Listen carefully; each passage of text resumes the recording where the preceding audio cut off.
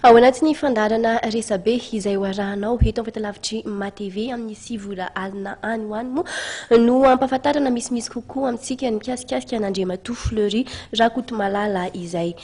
Fa Omaly tamin'ny sivora alina kosa vao nifarana ny dinika savaranonando izay nokarakarain'ny FFKM. Raha fintinina ny fanirian'ireo vaomiera enina amin'ny fanelanelanan'ny FFKM dia ny tetezamita tsy mitanila no takian'ny rehetra.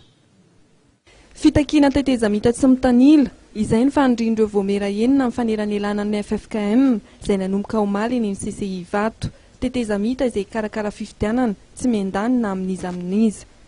Misy kosa ny tolo-kevitra samihafa toy ny fiaraha-mitantan'izy efatra amin'ny Raha mianaka, Andriamatoa Marc Ravalmanana, Didier Tsiraka, Albert Zafy ary Andry Rajoelina. Eo koa ny gouvernemanta tsy mitanila tantaran'ny Prime Ministre izay manana ny fahefana feno. Misy koa ireo mpizaika no mitaky ny anoloana ireo lehiben'ny faritra ho administrateur civil. Mahakasika kosa indray ny fanatanterahana fifidianana dia nisy ny hevitra amin'ny tokony isian'ny fifidianana lalam-pandrenana mialohan'ny fifidianana filoham-pirenena.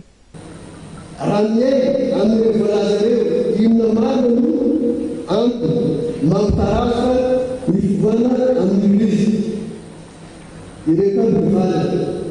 Voalohany, tsisy mentalité, constitutionnalité ary négligivité amin'ny fianarana.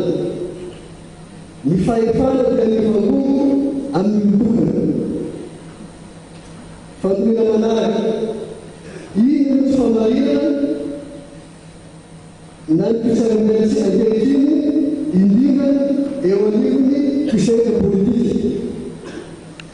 Voalohany, misy fijerena ny tombontsoa ambony firenena, ny fantana ny vahoaka, mikasika ny fihavanana.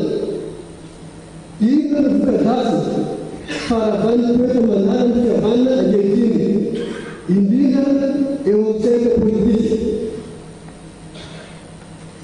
Tsy misy fampandrosoana valina, fikorotanana eo amin'ny firenena, fanelanelanan'ny savaranonando, faniriana manaraka. Ilaina tokoa avy ny fiverena amin'ny fananany fihavanana. Resy ny rehetra tokony hiverena amin'ny fihavanana. Ankoatra ny fitakiana tetezamita tsy miandany dia iraisan'ny maro mpivory ihany koa ny mahalehibe ny fametrahana fitonina, ny fahamarinana ary indrindra ny fampihavanana. Fampihavanana izay tokony haingana amin'izy efatra amin'ny Raha mianaka voalaza ery ambony. Mahakasika izay dia niresahan'ireo vaomiera enindreo ny tokony isian'ny dinika eo amin'izy efatra ireo eto Madagasikara.